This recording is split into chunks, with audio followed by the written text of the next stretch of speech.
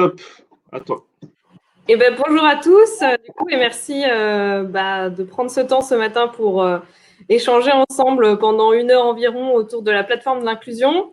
Donc, la plateforme a été créée pour faciliter le lien entre les entreprises solidaires et inclusives, dont font partie les GEC, les personnes en insertion et les prescripteurs et acteurs publics.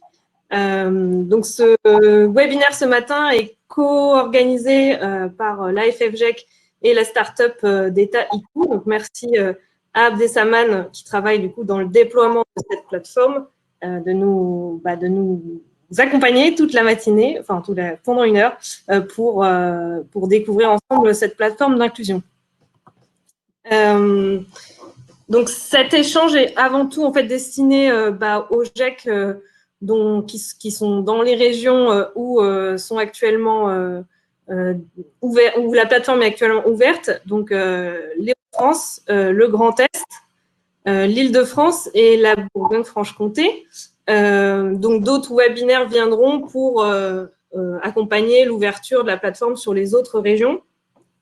Cette ouverture en différentes étapes permet aussi de revenir sur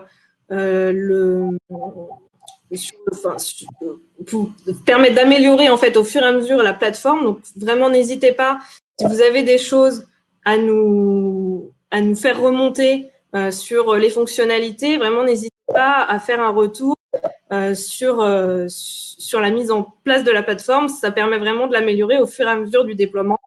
Donc on a besoin de vous là-dessus et notamment pour l'adapter aussi à vos besoins en tant que GEC. Donc l'objectif ce matin, c'est de revenir ensemble sur les fondamentaux de la mise en place de cette plateforme, vous présenter très concrètement comment elle fonctionne, vous montrer ses différentes fonctionnalités et puis répondre à vos questions sur son utilisation, avec une attente à la fin de ce webinaire que vous puissiez aller créer votre compte, compléter les informations sur votre GEC et être bien identifié dessus pour que mettre en valeur votre GEC sur cette plateforme et puis que cela puisse déclencher derrière des recrutements pour vous à l'avenir, puisque c'est quand même l'objet aussi de la mise en place de cette plateforme. Donc c'est une plateforme qui a été créée suite au plan d'ambition pour l'IAE. Donc les GEC ont été rattachés au Conseil d'inclusion dans l'emploi et maintenant au Haut Commissariat à l'inclusion. Et donc, ça nous permet aussi de mieux être reconnus, soutenus dans les politiques et les actions, et puis du coup de prendre en compte aussi les particularités des GEC qui sont des acteurs de l'inclusion pour mettre en avant aussi vos particularités et vous faciliter au même titre que l'IAE les recrutements et le fonctionnement de vos structures. Donc, le plan d'ambition pour l'IAE a voulu mettre en place cette plateforme pour répondre à la fois au sourcing, aux questions de sourcing, qui est une problématique complètement transversale au niveau des IAE et des GEC, en tous les cas avant la période qu'on connaît aujourd'hui. Et elle a aussi pour ambition, cette plateforme, d'aider à la refondation du processus d'agrément. Donc ça, c'est quelque chose qui ne vous concerne pas directement, mais ce n'est pas parce que vous n'avez pas aujourd'hui d'agrément que les GEC ne sont pas concernés par ces questions-là, que la plateforme n'est pas faite pour vous et que vous n'avez pas toute votre place à utiliser cette plateforme. Donc, je vais laisser la parole maintenant à Abdesamad pour qu'il puisse vous présenter du coup un peu mieux concrètement comment la plateforme fonctionne. Et puis, vous pourrez ensuite, en tout cas, on prendra ensuite vos questions pour répondre au fur et à mesure à l'ensemble de vos questionnements. Voilà. Merci Adeline pour cette introduction et très content d'être avec vous tous aujourd'hui, ce soir, j'allais dire, non, ce matin. Du coup, rapidement, avant de passer peut-être au webinaire, je vais rapidement vous présenter comment fonctionne celui-ci. Donc, vous avez la partie chat qui vous permet du coup de dialoguer entre vous et nous. Mais c'est dans l'onglet questions qu'on vous invite à poser vos questions. Ça nous permettra, nous, tout à l'heure, de pouvoir pousser les questions en live et que tout le monde puisse les voir à l'écran. Donc, c'est dans l'onglet questions qu'on vous invite à le faire. Vous avez un onglet sondage où on vous pose deux questions. On vous invite à aller faire un tour pendant le webinaire. Donc, voilà comment fonctionne ce webinaire. Et pour me présenter, donc moi, je suis Abdessamad, je travaille pour la plateforme de l'inclusion. Et mon rôle, il est assez simple, c'est de déployer la plateforme de l'inclusion auprès de toutes les SIAE de France, dont les GEC. Donc, l'idée, c'est que toutes les entreprises de l'insertion soient référencées sur ce site et puissent l'utiliser. Donc, voilà un peu mon rôle. Et pour vous parler un peu de celle-ci et de notre périmètre avec la plateforme de l'inclusion, donc nous, on a démarré notre projet en 2019. En 2019, on est parti du coup d'une des propositions du pacte ambition IAE, à savoir la mise en place d'une plateforme de l'inclusion qui vient mettre en relation les candidats éligibles à l'IAE et les employeurs solidaires, c'est comme ça qu'on les nomme. Et depuis 2019, on a une démarche qui est assez particulière, c'est qu'on expérimente avant même de déployer quelque chose de finalisé.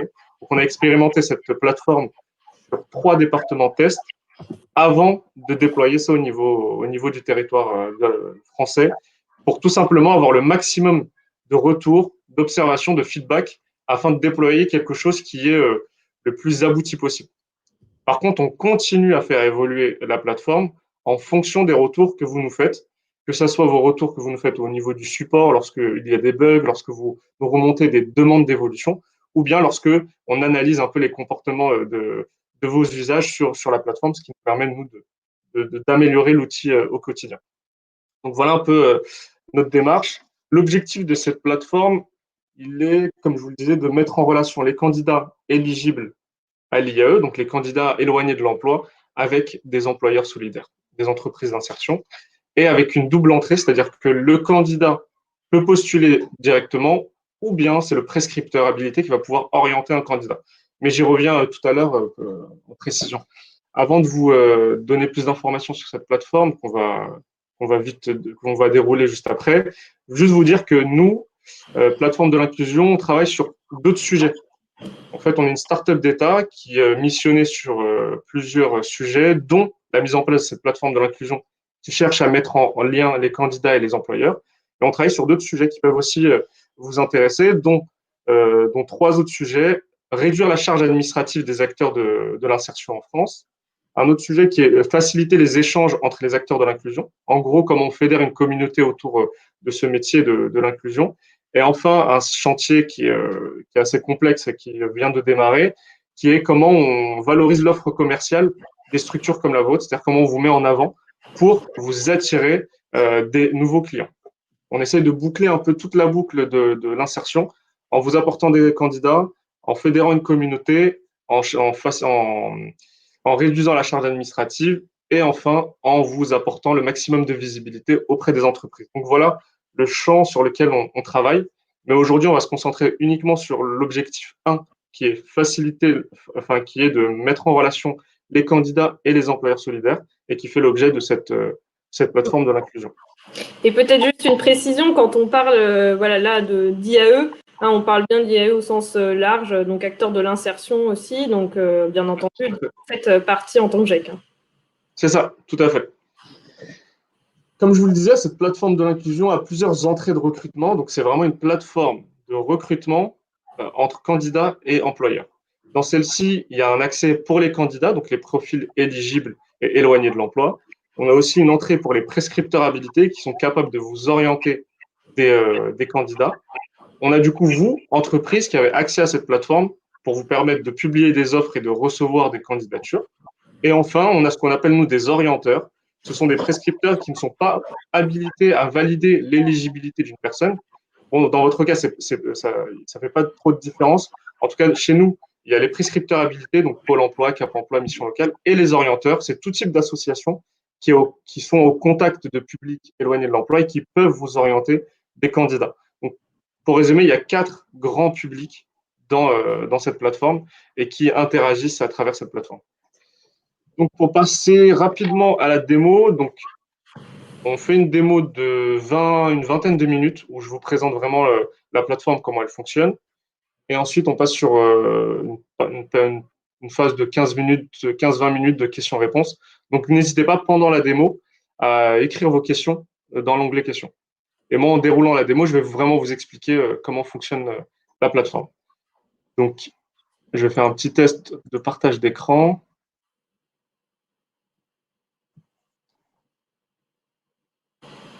Alors, vous me dites si vous voyez mon écran, je vais le mettre tout de suite. Est-ce que c'est bon? N'hésitez pas dans le chat si vous avez des... Ouais, me dire si c'est bon. Ça a l'air OK. Ça a l'air OK? OK, super. Donc, avant de démarrer sur la démo, juste pour vous dire, pour vous donner un peu quelques chiffres sur celle-ci, puisqu'elle a été lancée donc, en expérimentation en 2019 et elle est déployée progressivement en France sur l'année 2020. Aujourd'hui, on recense plus de 1900 embauches faites via la plateforme. On a plus de 8000 candidatures, on a reçu plus de 8000 candidatures sur celle-ci. On a plus de 6000 candidats qui ont leur compte sur cette plateforme-là, plus de 700 entreprises inscrites et on a plus de 2700 prescripteurs inscrits sur la plateforme qui orientent au quotidien des candidats. Donc voilà pour ce qui est un peu euh, des chiffres que l'on a aujourd'hui. Ça augmente chaque jour forcément puisque on ouvre chaque mois de nouvelles régions, donc les chiffres grossissent. En tout cas, voilà, on est fiers de les présenter et ce sont des chiffres qui sont complètement publics. Je vous donnerai tout à l'heure le lien pour accéder à ces chiffres qui peuvent vous permettre d'avoir une visibilité dans votre région, dans votre département, de savoir combien de prescripteurs sont inscrits, est-ce que les candidatures se font généralement partout en France, etc. Ça vous donne un peu une visibilité là-dessus. Donc, je vais démarrer sur la démo et go. Alors, du coup, on va commencer avec le commencement, à savoir l'inscription. Donc, quand vous vous inscrivez, donc vous arrivez sur cette page-là, vous êtes sur la page d'accueil et vous devez créer un compte tout en bas à gauche du site. Une fois que c'est fait, vous avez 3 manières de créer un compte. Nous, c'est ça qui va nous intéresser, c'est la création d'un compte en tant qu'employeur solidaire. Donc là, on voit GEC, donc je vais créer un compte. Et j'arrive sur cette page-là où je vais juste indiquer mon type de structure, mon numéro de SIRET et cliquer sur inscription. Une fois que c'est fait, je suis inscrit et j'atterris sur ce qu'on appelle, nous, le tableau de bord. Donc, c'est ici que vous allez pouvoir gérer toute l'interface de la plateforme. La première chose à faire lorsque vous venez de vous créer votre compte, c'est d'aller gérer votre vitrine, c'est-à-dire comment les autres vont vous voir, donc les candidats, les prescripteurs. Pour cela, chaque entreprise a sa fiche. Donc, on peut voir la fiche ici, donc cliquez sur voir la fiche. Et ici, vous voyez comment les autres, les internautes de cette plateforme vous voient. Donc, il faut bien ici indiquer votre adresse, votre description, qu'est-ce que vous faites, l'histoire de votre entreprise, vos coordonnées afin qu'on puisse vous contacter. Si un prescripteur est intéressé par votre entreprise et souhaite vous orienter des candidats, c'est toujours bien qu'il ait votre contact afin d'établir un premier contact avec vous. Donc, super important cette première partie de je manage un peu mon site vitrine, entre guillemets. Et pour cela, c'est dans modifier les coordonnées que ça se passe. Donc, dans modifier les coordonnées, je vais pouvoir indiquer le nom de mon entreprise, une petite description sur celle-ci, mes différentes coordonnées, un site web si j'en ai un, etc., etc. Et de bien cliquer sur enregistrer pour que les données soient mises en ligne tout de suite sur votre page vitrine que vous allez pouvoir voir ici. Donc ça, c'est pour la première partie. Vous verrez tout à l'heure que sur cette page vitrine, on peut aussi mettre vos offres d'emploi. Je vais vous montrer ça juste après. La partie collaborateur. Donc, dans votre entreprise, vous êtes sûrement plusieurs personnes à recruter, à gérer des candidats. Donc, dans ce cas-là, il est préférable que chacun de vos collaborateurs, collaboratrices puisse avoir son propre accès personnel. Dans ce cas-là, ce qu'on vous invite à faire, c'est que chaque collaborateur aille sur la page d'accueil du site, aille se créer un compte, comme on vient de le faire précédemment, en tant qu'employeur solidaire, de cliquer sur le type de structure et le numéro de SIRET de la structure à laquelle il souhaite se rattacher, de cliquer sur inscription, et dès lors, on va le rattacher automatiquement à votre structure et il va apparaître ici en numéro 2, numéro 3, etc. Donc, c'est comme ça que se fait le rattachement à une structure, ce qui vous permet de gérer un même compte avec plusieurs collaborateurs, tout simplement. Donc, je reviens toujours sur le tableau de bord. Comme vous voyez, je reviens toujours via le bouton en haut à gauche qui me permet de revenir sur mon tableau. Donc, on va passer sur la phase de publication des offres d'emploi. Chez nous, on appelle ça la configuration des fiches de poste qui vont apparaître dans votre site vitrine, entre guillemets. On va faire un test ensemble. Donc, j'ai cliqué dessus. Là, je vais pouvoir ajouter un métier. Je vais mettre, par exemple, paysagiste. Et là, je vais avoir plusieurs choses qui vont apparaître. Donc, je vais cliquer sur concepteur paysagiste. Et là, automatiquement, j'ai l'offre d'emploi qui s'affiche ici. Si l'offre d'emploi enfin, la dénomination de l'offre d'emploi ne correspond pas à la vôtre, vous avez la possibilité de la changer. Si chez vous, on ne parle pas de concepteur paysagiste, mais seulement de paysagiste, donc vous allez juste l'indiquer ici afin de mettre à jour le nom du poste. Une petite description du poste et ce petit bouton, cette petite encoche qui est très importante, qui vous permet de publier ou dépublier une offre. Là, l'encoche est cochée, donc l'offre d'emploi va être visible. Si je décoche, elle ne sera plus visible. Donc, je vais laisser ça coché et je vais cliquer sur enregistrer les modifications. Une fois que je le fais, naturellement, elle est publiée sur ma vitrine. Donc, je vais aller voir ma vitrine, donc via voir la fiche. Et ici, je vais pouvoir voir le métier proposé, concepteur, paysagiste, et les candidats ou bien les prescripteurs pourront postuler à cette offre d'emploi. Tout simplement, et ce qui va vous permettre de recevoir des candidatures en fonction des offres d'emploi que vous mettez, ce qui vous permet de gérer des candidatures par offre d'emploi, ce qui est plus lisible pour vous. Donc, je reviens encore une fois sur le tableau. Un cas de figure que vous pouvez rencontrer, c'est la création d'une nouvelle structure. Donc, en tant que structure principale, vous avez peut-être d'autres agences filles rattachées à votre structure principale. Pour cela, vous pouvez en fait gérer plusieurs structures, plusieurs entreprises à travers un même compte. Pas besoin de créer un compte par structure. Pour cela, il faut créer une nouvelle structure et venir indiquer le numéro de SIRET, le type de structure, le nom et les coordonnées de cette nouvelle structure.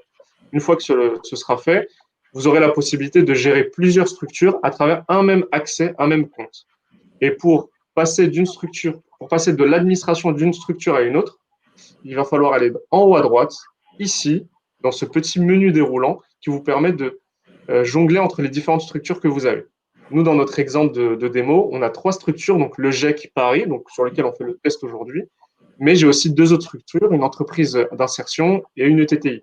Et lorsque je clique sur ces structures-là, je bascule automatiquement sur l'administration de celle-ci. Donc là, je vais cliquer sur l'EI Garage Martinet, et là, comme vous le voyez, je suis sur le tableau de bord de cette nouvelle structure, et je vais pouvoir gérer ses coordonnées, ses fiches de poste de manière complètement indépendante. Je reviens sur le GEC Paris, puisque c'est ça qui nous intéresse aujourd'hui, pour continuer la démo. Donc voilà comment basculer d'une structure à l'autre lorsque vous en gérez plusieurs. Donc là, on a vu la première partie qui est plus de l'administration de votre compte, donc mes coordonnées, mes collaborateurs et mes offres d'emploi et mes structures filles si j'en ai. Là, on va passer sur la partie candidature. Alors pour la partie candidature, il y a plusieurs scénarios de recrutement. Le premier, classique, un candidat complètement autonome va postuler à une offre d'emploi. C'est-à-dire qu'il va se connecter sur la plateforme de l'inclusion, il va chercher des entreprises dans son territoire. Votre entreprise va l'intéresser, en tout cas l'offre d'emploi que vous lui proposez l'intéresse. Il va postuler en mettant en avant ses motivations. Vous allez recevoir sa candidature. On a fait quelques tests avant pour vous montrer cela. Donc ici, j'ai Jacques-Henri qui a postulé à mon entreprise GEC Paris en candidature spontanée. Donc le candidat a candidaté de lui-même. J'ai bien le petit tag nouvelle candidature qui me permet de savoir, d'avoir un statut sur chaque candidature. Puisque il est possible que je reçoive des dizaines et des dizaines de candidatures. Chaque candidature aura son statut, donc nouvelle candidature ou candidature à l'étude ou candidature refusée ou acceptée. Et j'ai la possibilité de me retrouver parmi tous ces statuts-là en filtrant. Donc, si je décide de ne voir que les nouvelles candidatures, il suffit que je filtre sur nouvelles candidatures et je vais pouvoir voir uniquement celles-ci. Quand on a juste une ou deux candidatures, ce n'est pas pertinent, mais une fois qu'on a une vingtaine, trentaine de candidatures, c'est bien de pouvoir les ranger selon leur statut d'avancement. Donc, on va s'intéresser à Jacques-Henri qui a postulé. Donc, on va pouvoir gérer sa candidature. Donc, je vois ici pas mal d'informations sur lui, donc sa date de naissance, ses coordonnées, son petit message aussi de motivation. Donc là, il pourra mettre plusieurs choses. Nous, on a mis « Je suis très intéressé par votre entreprise ». Et là, à partir de là, vous avez la possibilité de faire un entretien avec lui si déjà, dans un premier temps, vous êtes intéressé par ce profil. Donc, échange téléphonique ou entretien physique, à vous de voir. Et à partir de là, vous allez pouvoir étudier cette candidature. Donc, vous allez cliquer sur J'étudie cette candidature. Et là, tout de suite, la candidature va basculer sur un autre statut qui est celui-ci, donc candidature à l'étude. Là, ça vous donne la possibilité de prendre le temps de réfléchir avec vos collègues si vous voulez recruter Jacques-Henri ou pas. Une fois que vous avez décidé de le recruter ou non, vous pouvez revenir sur son statut, sur sa candidature et cliquer sur Je l'embauche ou Je ne l'embauche pas, ou bien Je l'embauche plus tard. On va faire la démo vraiment de manière très concrète. Disons que vous avez passé un échange téléphonique avec lui, qu'a priori vous voulez le recruter. Donc vous vous reconnectez sur votre tableau de bord, vous repartez sur vos candidatures reçues, vous voyez que la candidature de Jacques-Henri est bien en candidature à l'étude, vous cliquez sur Gérer la candidature et vous revenez sur sa candidature et là vous allez pouvoir activer la suite. Donc dans notre cas, on va cliquer sur Je l'embauche. Et à partir de là, je vais juste devoir indiquer quelques informations sur son contrat de travail. Donc, la date de début, on va mettre une date de début à demain, par exemple, enfin aujourd'hui, par exemple, jusqu'à la rentrée de septembre. Un petit message qu'il va recevoir. Donc, nous sommes intéressés. Hop là, nous sommes intéressés par vous, en gros. Ce message-là, il va le recevoir dans sa boîte mail. Donc, n'hésitez pas à faire un beau message pour lui expliquer la suite. Et là, je vais cliquer sur Je l'embauche. Et là, petite particularité, étant donné qu'on est une plateforme qui a été construite sur l'IAE, donc il y a potentiellement besoin pour certaines entreprises d'un agrément IAE. Donc, dans votre cas, vous n'êtes pas du tout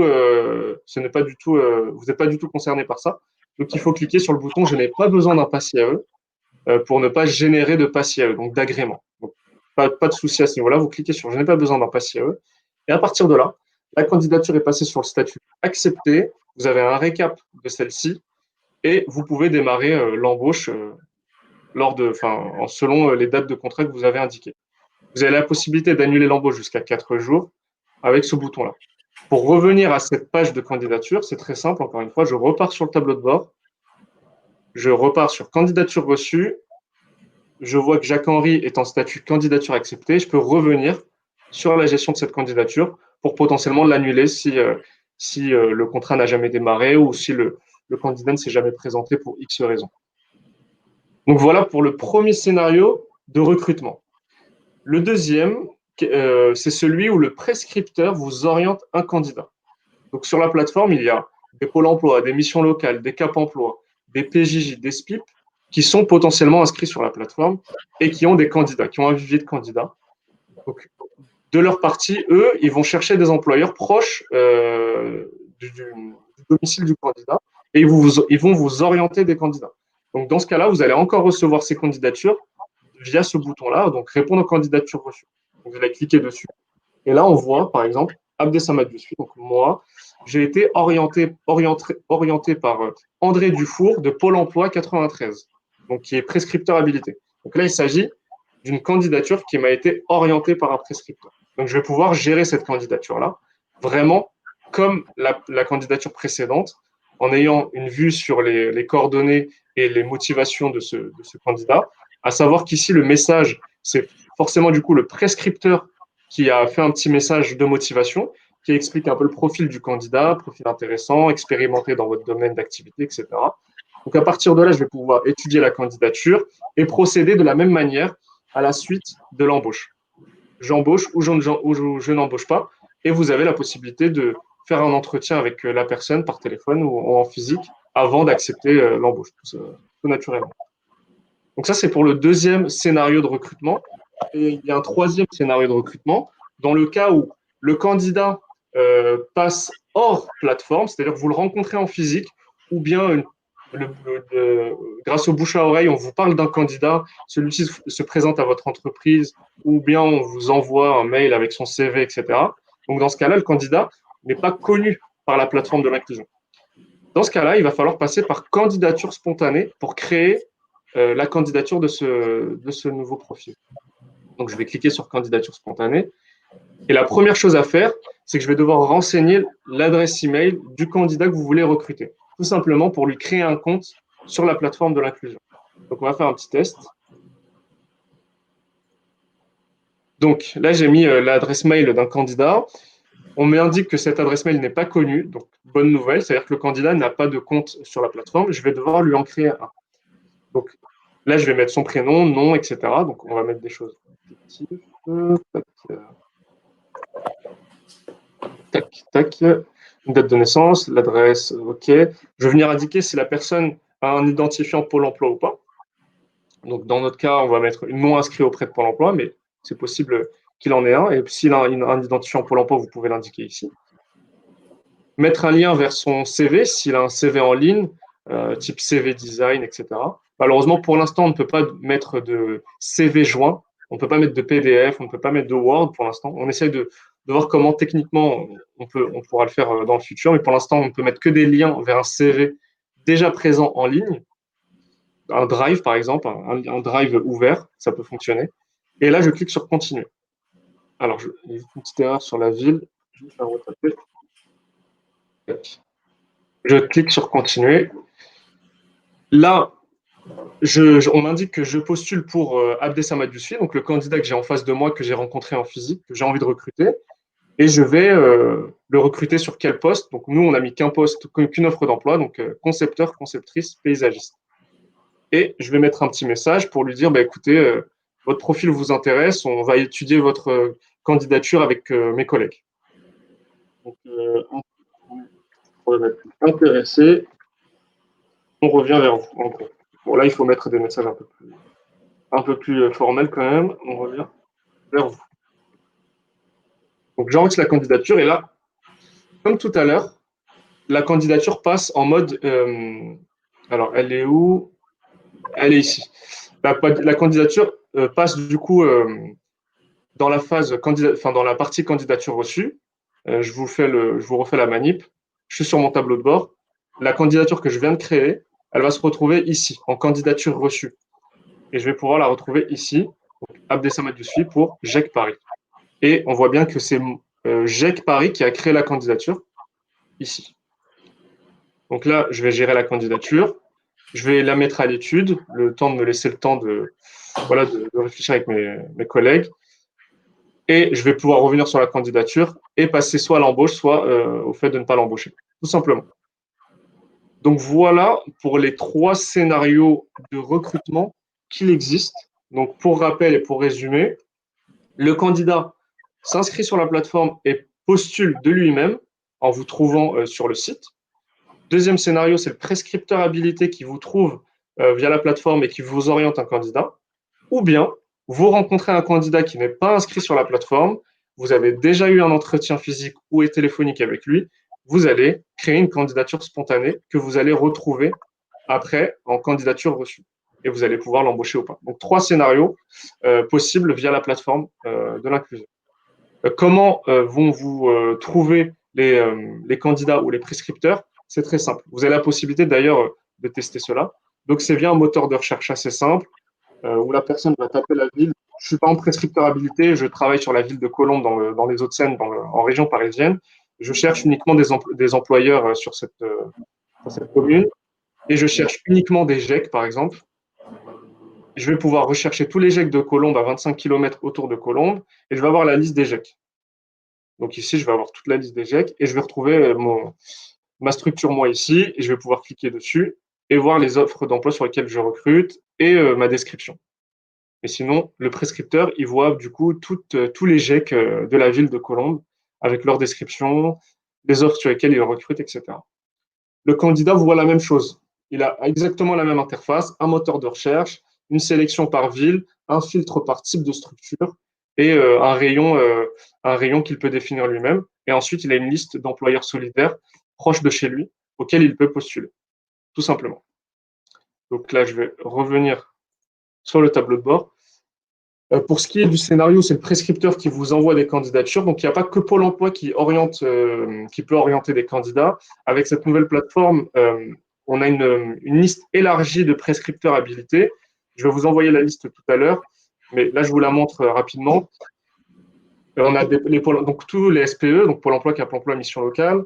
les SPIP, les PJJ, les centres communaux d'action sociale, etc., la CAF, l'ASE, par exemple.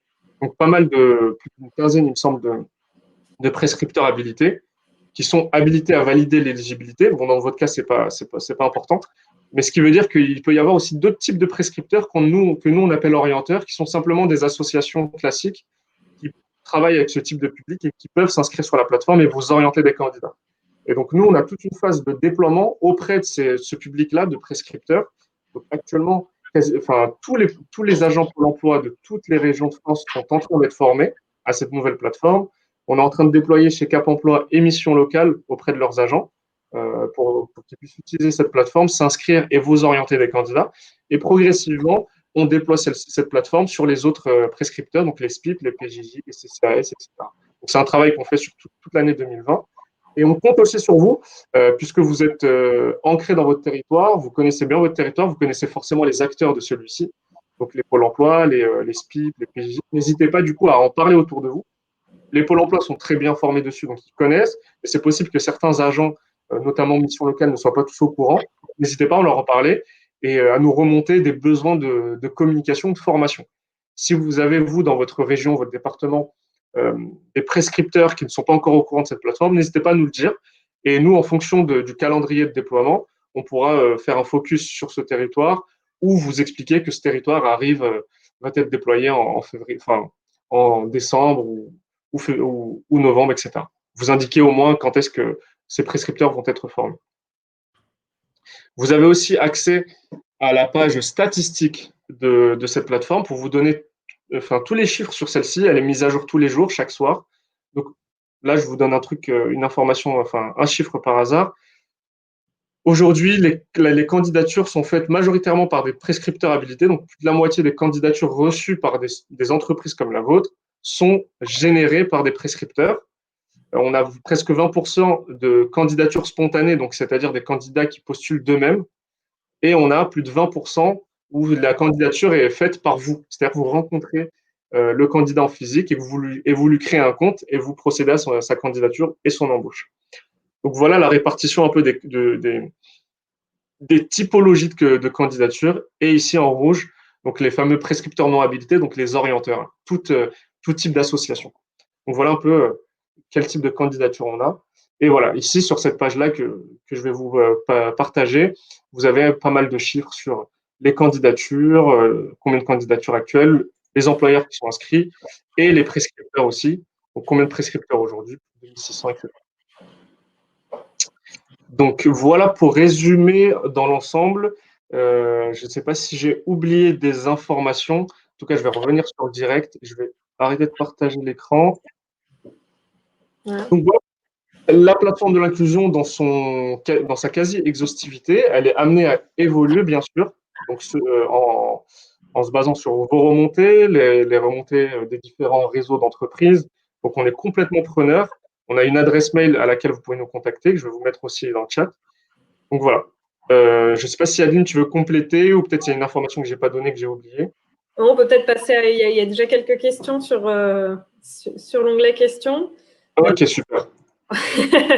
Peut-être sur la partie vraiment administration pour le GEC, une question sur peut-on supprimer le compte d'un collaborateur si du coup ce collaborateur est amené à partir. J'imagine que oui. Alors pour cela, il faut nous faire la demande. Un simple mail au support et nous on désactive le compte de ce collaborateur. Mais à l'avenir, on vous donnera la possibilité de le faire. Pour l'instant, c'est pas encore possible. Est-ce que tu peux pousser les questions en direct? Oui. Je ne sais pas si tu vois le bouton. Oui. Voilà, c'est ça. Voilà. Donc là, une nouvelle question pour une GEC à couverture régionale et des offres avec un même code ROM, mais à pourvoir sur différents départements, comment apparaît la visibilité de l'offre? Très, très bonne question. Donc effectivement, prenons l'exemple que votre structure est basée à Paris même et que vous recrutez sur Mantes-la-Jolie, donc dans le 78, très loin de Paris. Donc, si c'est bien ça la question, aujourd'hui, vous allez être localisé uniquement à Paris. Donc, les candidats qui cherchent des missions sur Mantes-la-Jolie ou les prescripteurs qui cherchent des employeurs sur Mantes-la-Jolie ne vous verront pas, malheureusement. C'est une remontée qu'on nous a faite, donc on l'a bien prise en compte et on va essayer sur les mois qui arrivent, en tout cas avant 2021, ça c'est sûr et certain, de vous donner la possibilité de définir des lieux de localisation par offre d'emploi. Ce qui vous permettra, si votre GEC est à Paris, de pouvoir recruter sur Mantes-la-Jolie, sur Villepinte, etc., sans pour autant, en ayant en fait des chantiers, en fait, comme des localisations en fonction des offres d'emploi. Donc ça sera faisable prochainement. Mais très bon feedback.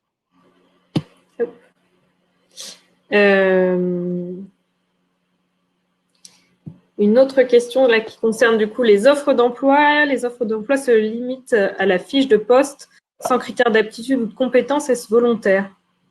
Alors, c'est volontaire puisque l'objectif de cette plateforme, c'est fluidifier les recrutements. Donc, pour cela, les offres d'emploi sont assez simples. Comme vous avez pu le voir, j'indique une offre d'emploi. Nous, c'est plus, dans notre jargon, c'est plus un métier qu'on met en avant.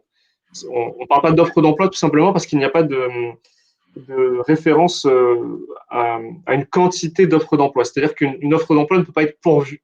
Il faut la dépublier. Donc, c'est pour ça qu'on parle de métier. Donc, on met un métier en avant et la seule chose qu'on peut mettre, c'est la décrire, tout simplement. Mais il n'y a pas de critères particuliers puisque ça freinerait les recrutements. On laisse ça, en fait, soit au prescripteur, soit à l'employeur de qualifier un peu les candidatures reçues et de se baser le maximum à la fois sur le texte de motivation de la personne, ou bien sur le texte de la motivation du prescripteur, ou bien aussi sur l'entretien que vous allez avoir avec votre candidat. Mais c'est une remontée qu'on nous a déjà faite, qui est plus globale, qui est sur la qualification des candidatures. Certaines de vos entreprises vont sûrement recevoir énormément de candidatures via cette plateforme.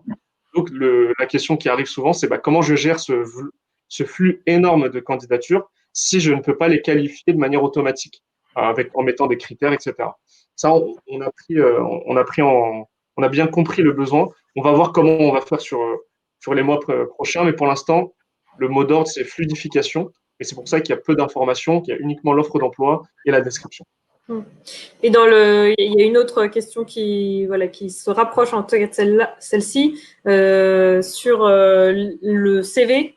Tu disais que c'est quelque chose sur lequel vous êtes en train de travailler. Oui, tout à fait. Pour l'instant, et ça c'est une remontée qui nous a été faite par toutes les structures de l'IAE, la possibilité de pouvoir joindre un CV. Nous, c'est plus c'est une problématique technique, hein, vraiment, qui est de l'ordre informatique, qui nous empêche aujourd'hui de joindre des fichiers. Donc, le CV ne peut être qu'un CV en ligne. Donc, vous pourrez joindre en fait uniquement un lien du type, par exemple, je dis n'importe quoi, mais si le candidat a un profil LinkedIn, vous pourrez mettre son profil LinkedIn ou un CV qui est en ligne. Mais on ne peut pas joindre de PDF pour des raisons de sécurité, d'hébergement, puisque les fichiers que vous allez joindre vont être hébergés par nos serveurs. Et pour l'instant, techniquement, on ne sait pas encore le faire. Super. Une question. Hop là. Alors, même si pas besoin d'agrément, est-il possible d'obtenir une attestation d'éligibilité du candidat, souvent nécessaire à notre activité sur les marchés closés dans le BTP? Alors, très bonne question, puisque l'attestation qu'on peut télécharger est uniquement liée au pass IAE. Mais c'est une très bonne question que je vais noter pour voir si c'est une remontée. Donc, ça c'est vraiment c'est essentiel à chaque fois que vous êtes sur des marchés qui sont closés. Oui, ça permettrait du coup au GEC de montrer que ce candidat-là est éligible sur une clause sociale. Et c'est vrai que c'est quelque chose auquel on n'avait pas pensé non plus, donc c'est intéressant d'avoir cette remontée. Ok, parfait. Nickel. Je vais me noter ça pour voir si on ne peut pas aller vers ce type de fonctionnalité. Effectivement, on n'avait pas du tout en tête cela. Si j'ai bien compris, c'est uniquement sur les marchés closés. Okay. C'est noté.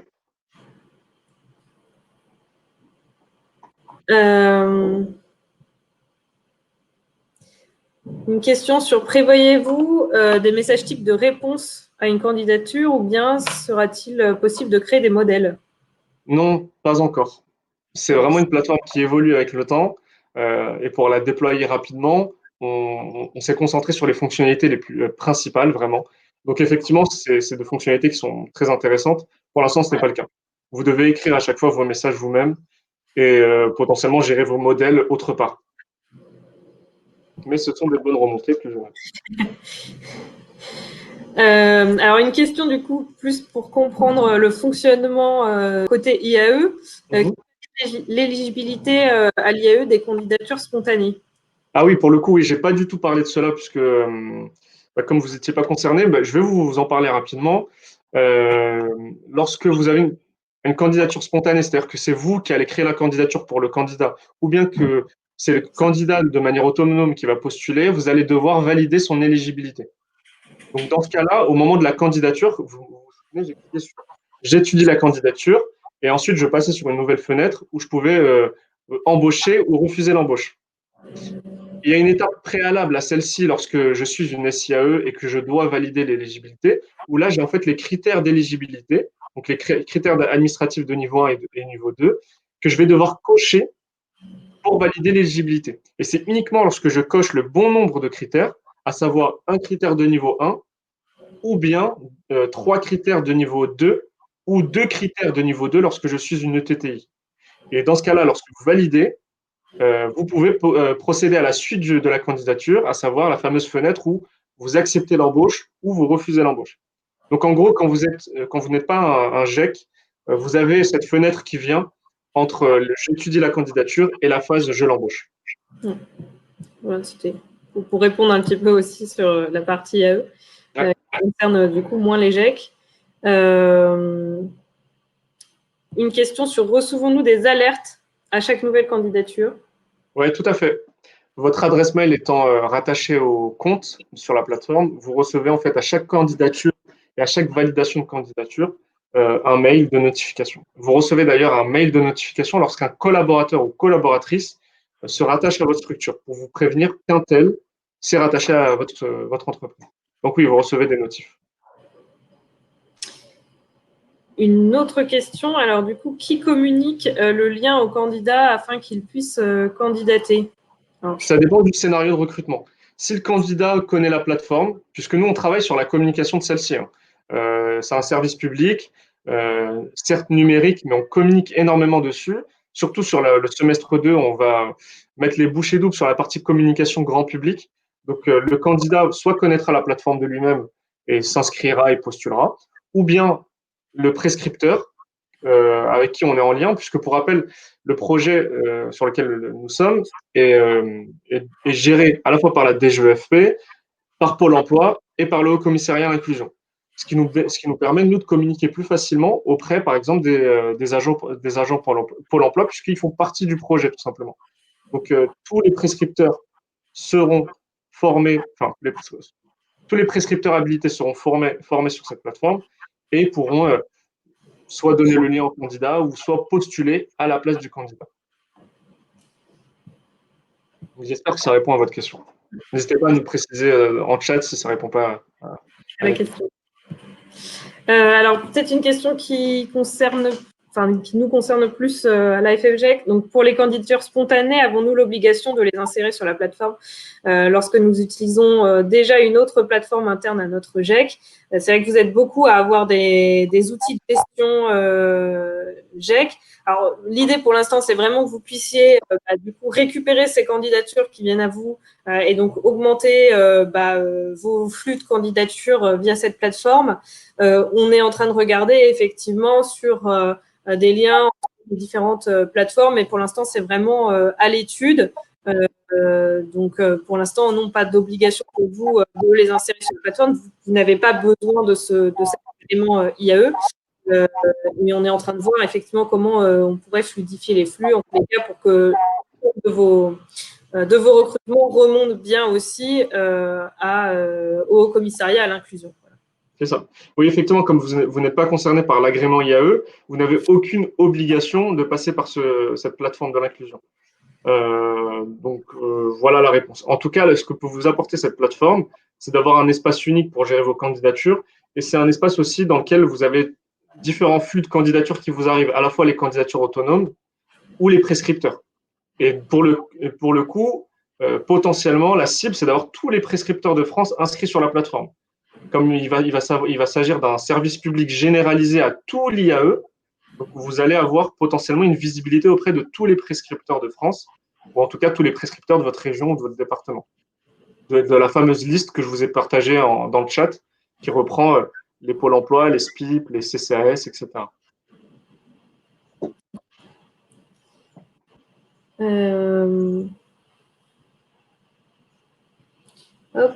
Est-il possible d'intégrer du coup un outil de visio pour faire des entretiens via la plateforme? Non, malheureusement, non.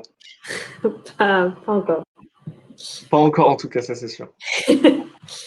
Il y avait une question sur les statistiques de recrutement pour l'instant. Est-ce que vous en avez? J'en ai donné tout à l'heure, il me semble. D'ailleurs, je vous ai donné le lien vers la page statistique dans le chat. Oui. Vous pouvez aller les voir si c'est ça la question. En tout cas, si ma mémoire est bonne, il y a eu plus de depuis fin 2019, on a recensé plus de 1900 embauches. Donc ça, vous pouvez aller le voir sur le site inclusion.betagouv.fr/stats/. Donc le lien est dans le chat. Et toutes les données, tous les chiffres sont publics et mis à jour chaque soir automatiquement. Alors, j'ai une question. Je ne suis pas sûre que ce soit exactement la question, mais je pense que c'est intéressant.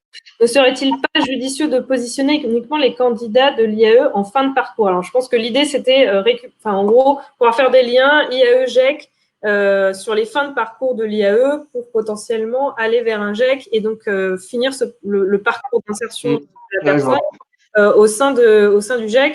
Je pense effectivement que la plateforme sert aussi à ça, c'est-à-dire que seront identifiées sur cette plateforme l'ensemble des structures qui travaillent sur l'insertion. Et donc, du coup, c'est aussi un moyen pour les structures de l'IAE de mieux identifier les GEC qui sont sur leur territoire et potentiellement inversement, et donc de travailler un peu sur ces parcours d'insertion IAE-GEC. Donc effectivement, voilà, en tous les cas, je pense que la question était là et je pense que la plateforme répond aussi à ce besoin-là de parcours. Oui, tout à fait. La plateforme va finalement fédérer une communauté très élargie dans le domaine de l'insertion.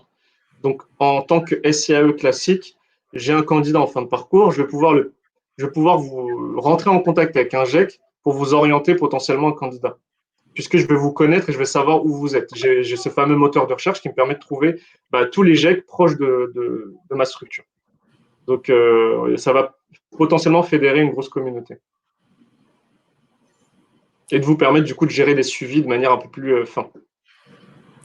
Alors, je prends une autre question qui, je pense, est un peu… Voilà.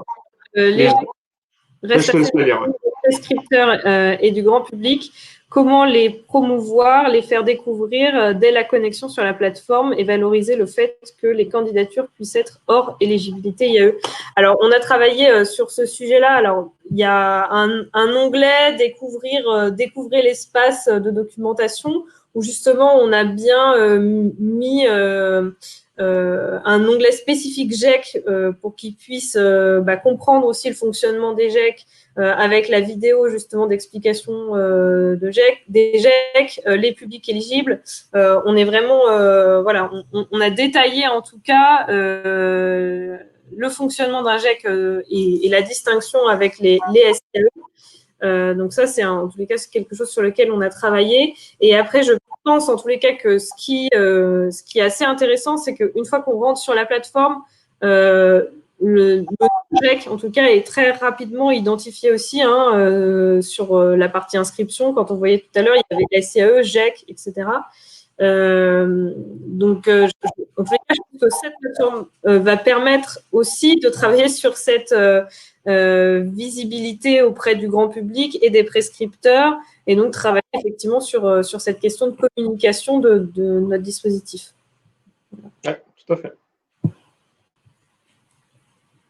Je vous ai mis aussi le lien dans le chat vers la documentation qui parle des GEC et qui est disponible à tout le monde. Toute personne qui se connecte sur la plateforme a accès à cette doc.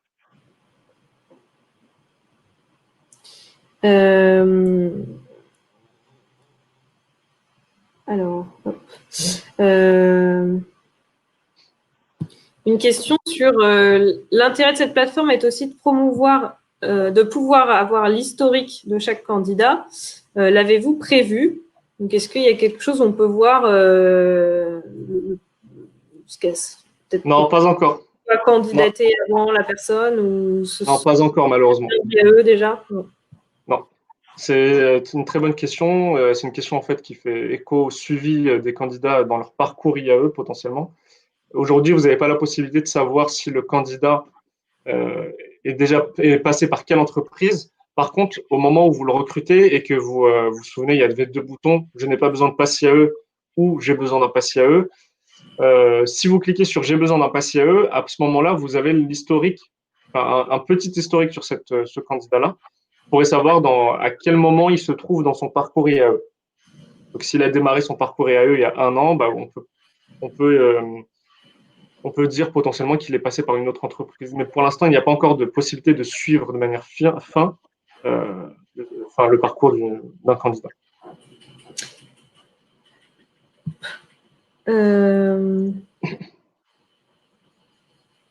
Est-ce qu'il y a une possibilité de faire un lien avec une candidatech interne pour l'apparition des offres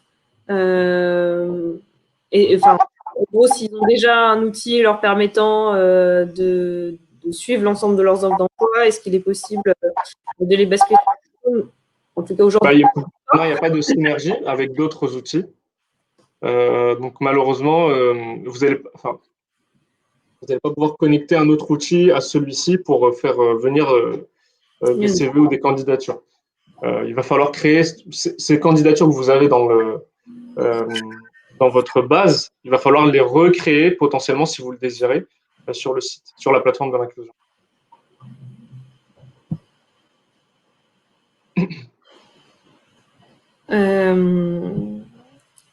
Alors, je pense comprendre la question. Y a-t-il un lien avec le critère RQTH? Est-ce que c'est possible de savoir si une personne qui candidate a potentiellement une RQTH ou non? Je pense que c'est, en tous les cas, on y a répondu à travers le fait qu'on a effectivement une réponse, enfin une candidature assez simple sur le sujet, et donc c'est plutôt côté structure de l'insertion où il faut creuser ensuite ce sujet-là. Pour savoir si. Il faut qualifier. De toute façon, un prescripteur, si vous orientez un candidat, il précisera les différentes informations de ce candidat-là. Donc, s'il est. Tout simplement, il va le qualifier le maximum. C'est son rôle, le prescripteur. C'est de qualifier une candidature, que vous puissiez, vous, avoir le plus d'informations sur celle-ci pour vite la traiter. On a répondu, je pense, à quasiment toutes les questions. En tous les cas, il y en a qui se recoupaient. Donc, je pense qu'on a répondu à une grande partie des… voilà. Et peut-être juste pour revenir, parce qu'il y a une question effectivement sur le pass IAE. Oui, effectivement, l'objectif initial de la plateforme, c'est aussi de pouvoir délivrer les agréments pour les structures de l'IAE et simplifier ce process d'agrément. Donc ça, c'est quelque chose qui ne vous concerne pas directement. Voilà, je pense qu'en tous les cas, sur cette plateforme, l'intérêt pour vous, c'est vraiment de vous concentrer sur la partie recrutement. Vous avez bien vu un grand nombre de prescripteurs, enfin en tous les cas de plus en plus de prescripteurs s'inscrivent sur cette plateforme, et donc le fait de bien identifier votre JAK sur la plateforme, c'est un moyen aussi pour vous de vous faire connaître et d'orienter des candidats vers votre structure. Donc voilà, ça vous permet vraiment d'élargir aussi votre sourcing. C'est une nouvelle source de recrutement, ça ne sera pas l'unique source de recrutement, mais en tous les cas, ça peut vous apporter de potentiels nouveaux candidats. Et du coup aussi de vous inscrire localement, parce que cette plateforme fait quand même parler d'elle aussi, donc dans cet écosystème des acteurs de l'insertion. Et puis on en a parlé également de faire le lien aussi SIAE-GEC en ayant en fait l'ensemble des structures identifiées sur une même plateforme.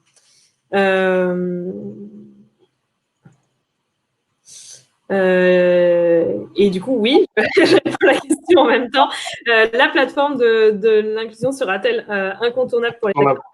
Oui. Tout à fait, à terme, oui. SIAE, en tout cas, ça devient clairement la plateforme vers laquelle ils vont se tourner pour cette question d'agrément. Et puis, plus globalement, pour l'ensemble des structures, entreprises solidaires même, hein, c'est-à-dire que Abdessamane en a parlé, il y a d'autres projets que porte la startup E2. Et donc, c'est aussi travailler au-delà de la question du recrutement. Derrière, c'est potentiellement tourner les entreprises vers des structures d'insertion. Et donc, c'est aussi un moyen potentiellement demain de trouver, dans tous les cas, d'avoir de nouvelles entreprises qui vous sollicitent pour des questions de recrutement. Donc, oui, ça va devenir une plateforme incontournable, en tous les cas, Ouais, progressivement, bien évidemment progressivement, puisque sur les SIAE, aujourd'hui, ils ont la possibilité à la fois de faire ce qu'on appelle l'autoprescription, c'est-à-dire de valider eux-mêmes l'éligibilité d'un candidat sans passer par un prescripteur, ce qui leur permet de recruter des candidats très très rapidement et d'obtenir un pass IAE automatiquement sans passer par le prescripteur. Mais ils peuvent en parallèle, encore une fois, passer par Pôle emploi qui délivre aujourd'hui encore des agréments IAE. À terme, potentiellement à partir de 2021 par contre, la plateforme sera incontournable et il faudra passer que par celle-ci pour obtenir les passes IAE qui permettent aux SIAE de recruter. Mais il y a cette notion d'autoprescription qui permet à la SIAE d'être autonome sur son recrutement sans qu'elle puisse passer par un prescripteur. Voilà son agrément. Et donc, du coup, on en a parlé, un déploiement qui va venir sur les autres régions, parce que j'ai vu que certains GEC étaient de régions où c'est pas forcément encore ouvert. Donc, en tout cas, ça va venir sur l'année 2020. Il y a un calendrier qui est prévu. Et donc, du coup, là, juste après ce webinaire, vous allez recevoir un lien d'inscription, c'est ça? Oui, c'est ça. Donc, vous tous, vous allez recevoir un mail automatique à la fin dès que vous allez quitter ce webinaire-là, vous invitant à vous inscrire sur la plateforme. Il y aura un petit bouton « J'inscris ma structure » et vous pourrez faire exactement ce que je vous ai montré tout à l'heure. Écoutez, je pense qu'on arrive dans tous les cas à la fin de ce webinaire, à la fin de ces questions. Si vous avez des questions ou en tous les cas des fonctionnalités en utilisant, vous dites j'ai pas telle fonctionnalité, ça serait intéressant de l'avoir, n'hésitez pas à me les remonter ou alors à les remonter directement à la plateforme, à la startup E2 pour qu'ils puissent en tous les cas prendre en compte aussi vos différentes remarques. C'est ça. Et pour toute question technique, si vous n'arrivez pas à créer votre compte, si vous avez des bugs, si vous rencontrez des difficultés, je vous ai mis l'adresse de contact du support, donc contact@inclusionbetagouv.fr dans le chat. Donc n'hésitez pas à nous contacter via cette adresse mail. Et nous, on a une équipe support il y a moi qui répond aux questions et qui vous débloque lorsque vous rencontrez un obstacle. Donc voilà. Voilà, merci en tous les cas d'avoir pris ce temps ce matin et puis je vous souhaite une bonne utilisation de la plateforme.